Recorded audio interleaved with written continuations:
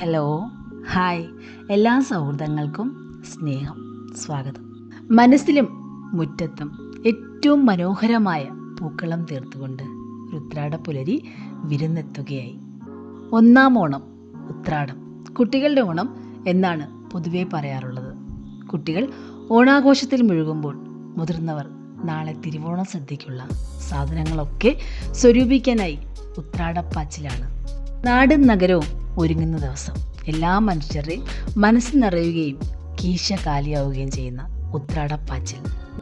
കേരളക്കരയാകെ ഉത്രാടപ്പാച്ചിലായിരിക്കും. എല്ലാ മനുഷ്യരും നാളത്തെ തിരുവോണ സദ്യയ്ക്ക് വേണ്ട സാധന സാമഗ്രികളൊക്കെ തങ്ങളുടെ കയ്യെത്തും ദൂരത്ത് ഒന്നിനും ഒരു കുറവും വരുത്താതെ കൊണ്ടെത്തിക്കുന്ന ദിവസം. എല്ലാം ഒരുങ്ങിക്കഴിഞ്ഞു. ഇനി തിരുവോണമാണ്. മലയാളികളുടെ മനസ്സിലെ തുടികൊട്ടിപ്പാടുന്ന ഓണം എന്ന ആഘോഷത്തിൻ്റെ പ്രധാന ദിവസം. കാലം ഒരുപാട് മുന്നോട്ട് പോയിക്കൊണ്ടിരിക്കുന്നു. ഇപ്പോൾ റെഡിമെയ്ഡ് ഓണസദ്യയൊക്കെ വിപണിയിൽ ലഭ്യമാണ്. പക്ഷേ ഓണം എന്നത് ഒരു ആഘോഷം മാത്രമല്ല, നമ്മുടെ സംസ്കാരം, നമ്മുടെ പാരമ്പര്യം, നമ്മുടെ രുചികൂട്ടുകളൊക്കെ വിളിച്ചോതുന്ന ഒരു ഉത്സവ ലഹരിയാണ്. ഈ ആഘോഷങ്ങളും ഉത്സവങ്ങളും എല്ലാം നമ്മുടെ മനസ്സിൻ്റെ സന്തോഷത്തിന് വേണ്ടിയാണ്. അത് ആസ്വദിക്കേണ്ടത് നാം തന്നെയാണ്.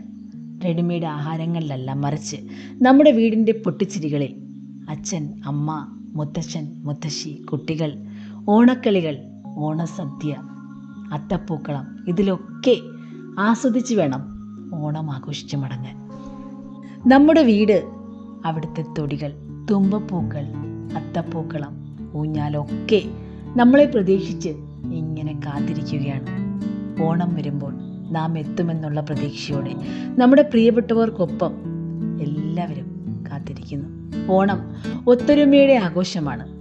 ചില സൗഹൃദങ്ങളെങ്കിലും നാം ഒന്ന് പുതുക്കണമെന്ന് വെച്ചാൽ പോലും നമുക്ക് സാധിക്കാത്തതുണ്ട്. ചില ആളുകൾ നാം അവരെ കാണണമെന്ന് വെക്കും, പക്ഷേ നമ്മുടെ സമയമില്ലായ്മ കൊണ്ട് നമുക്കതിന് സാധിക്കാറില്ല.